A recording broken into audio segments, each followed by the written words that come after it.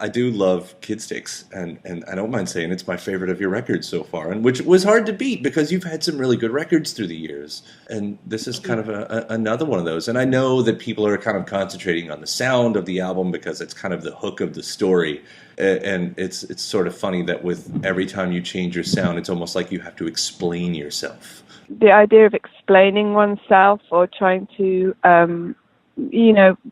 that's always a funny one because you find yourself explaining yourself to whoever you're speaking to and sort of meeting their ideas somehow sometimes.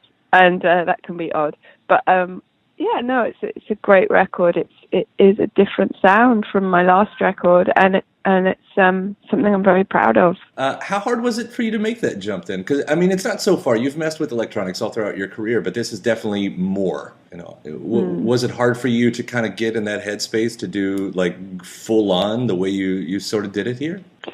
No, you see, I didn't do it. I mean, it was a very natural situation. I didn't have to get myself in a headspace to do it. I just was in a headspace, and that's what occurred. It started with me and Andy Hung getting in a room together, and I had no expectation of what would happen when he and I went in a room together. I ended up playing the keyboards, and I've not done that before, and he would change the sounds as I was just playing these random parts, and then after a couple of days it became less random, and then after another couple of days I started to really be like, actually I want to hear this, and then I want to hear this, and I want to play that on top of that. And I've never been able to manage to have that. I don't know, with guitar I would have to bring in other musicians to play the counter melodies, but I found that I could hear it in my head and play it on the keyboard, and it was very sweet. It was like 10 days of doing this with Andy where he would be changing the sounds as I was playing the parts. And this incredible sort of symbiosis happened between he and I, and it was very sweet and very fun. And that's how it started. And we were like, well, what is this? Neither of us really knew what we'd created. And he went back to England, and I was living in Los Angeles at the time. And I then just started to piece together songs to these 4-bar loops. They were pretty simple, but they've, stayed as the record you hear, that they've stayed in there. But it created a different way of writing, and I don't know if obviously that's because I've never written to keyboards before. I've written to guitar a lot. So then I started writing to these little loops, and basically these quite complex songs started to come out. And at a certain point, I needed to hear live instruments, and that's when I went out and I had another, there's just these sort of adventures along the way. And I suppose that's what I mean by headspace. It wasn't really a headspace. The music just kept leading me on to the next kind of pivotal sort of, bringing in Shazad Ismaili and these various, and Chris Taylor from Christy Bear. And he came in and, just bit by bit, this picture was being drawn. And at first, and I suppose at a certain point, the music had to start working around the songs that I was writing. So that was good too. And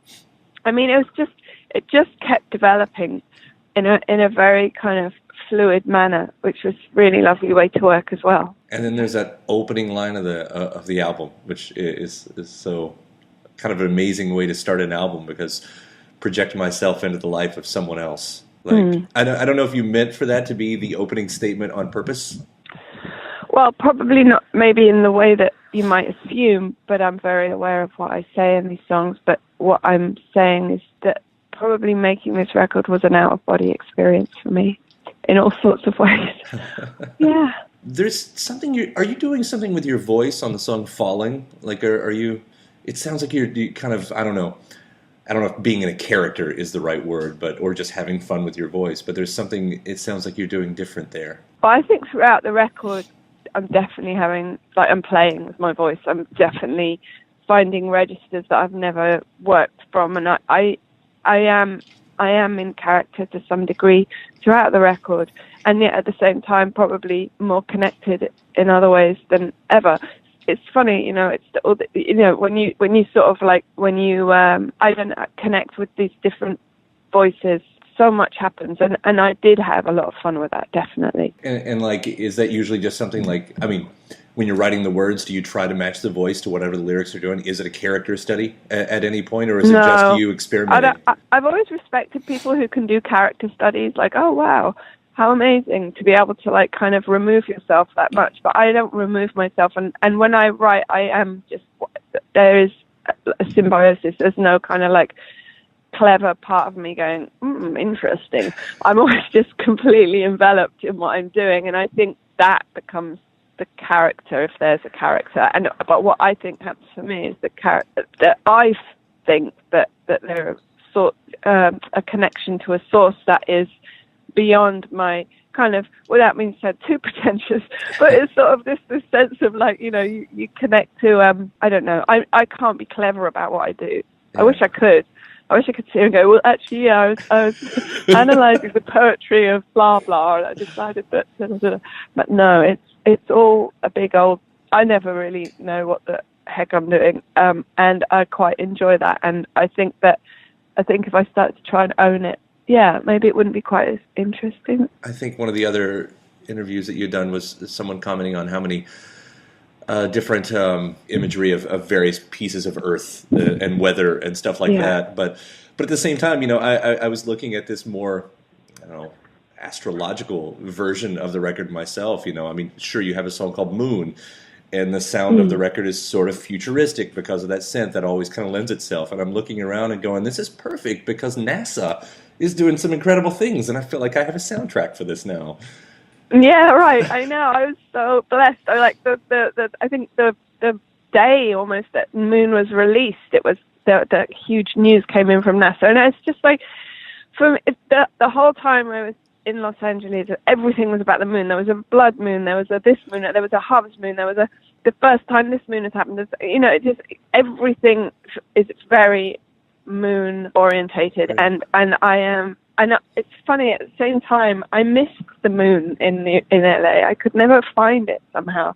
And yet I was constantly writing about it and thinking and looking. And I am very interested in that. I don't know. It's so... I mean, how can you not be? Yeah. You know, I think we're all, right? You know, I wasn't obviously alive. I'm 34. I wasn't around when the moon landing happened and people were so captivated with space. And by the time I came up, you know, it was kind of like, oh yeah, we've done that. And it feels like that's happening again. Like I get to be a part of that, you know? I mean, we've made it to Pluto, and now we've got something going into to Jupiter and all this stuff. And it's exciting to watch all this stuff again. So It is. It really is. I know. It's amazing. If nothing else, you know, and albums tend to be, you know, time-stamped in our own personal lives.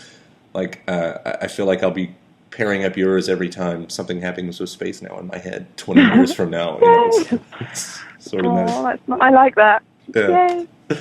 Well, Beth, thank you. I'll let you get back to your busy day out there, but I really do appreciate you taking the time. Thank you so much. Bye. Bye.